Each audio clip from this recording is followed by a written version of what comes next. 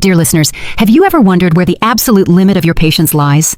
As an emergency room physician, someone who lives right on the border between life and death, I always thought there was no pain I couldn't handle. But I was wrong. My breaking point shattered on one unforgettable night. I was working a late shift in the ER, fighting to save a patient's life near midnight, when two new traffic accident victims arrived. To my shock, it was my husband and my sister-in-law, a woman I genuinely cared for. Seeing them, I didn't cry or scream. I simply managed a cold smile that chilled me to the bone. And then, I did something my in-laws still can't believe. That night, like any other on-call in the ER, the air was heavy with the smell of antiseptics, blood, and fear. The rhythmic beep of monitors, the hurried steps of nurses, and the groans of patients blended into a chaotic symphony of life and death. I had just finished suturing a complex wound. As I peeled off my blood-stained gloves, I was about to slip out for a breath of fresh air, but before I could cross the door, an ambulance siren blared urgently outside. "Dr. Calloway, we have a major traffic accident.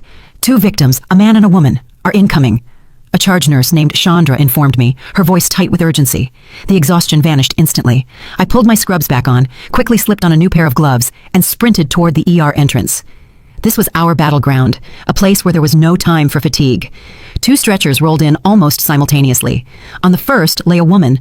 Her long, dark hair was matted with blood, and her expensive-looking red silk dress was ripped in several places, exposing bloody abrasions on her arms and legs.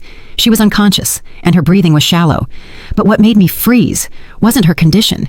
It was the intense, seductive perfume wafting from her. It was Chanel No. 5, the very limited edition fragrance I'd had to special order just last month as a birthday gift for my sister-in-law, Zola Johnson. My heart felt like it plummeted to my stomach. I stepped closer and brushed the bloodied hair from her face. My God, it was Zola. I was frozen solid. But right then, the second stretcher arrived beside me. The man lying on it was in worse shape. A white, blood-soaked bandage was wrapped around his head. His designer shirt was torn, revealing a terrible bruise on his chest. His face was pale, but his features were unmistakable. The straight nose, the thin lips, the thick brows. How could I not recognize him? It was Cairo Johnson, my husband, the man I had shared my life with for the last 5 years. He had told me he had to meet with an important client out of state that night and would be back late. Now he was here, next to his own sister, both in a pitiful state from a late-night accident. Why? Why were they together? Zola's perfume, the strong scent of liquor radiating from Cairo, their disheveled clothes. Suddenly, all those pieces exploded in my mind, fitting into a truth so raw and brutal it stole my breath. So that was it. His important client was his delicate sister. Their all-night meeting had been a pleasant evening somewhere I knew nothing about. Pain and betrayal burned in my chest. I wanted to scream, to shake him awake, and demand an explanation. But I wasn't just Dr. Salim.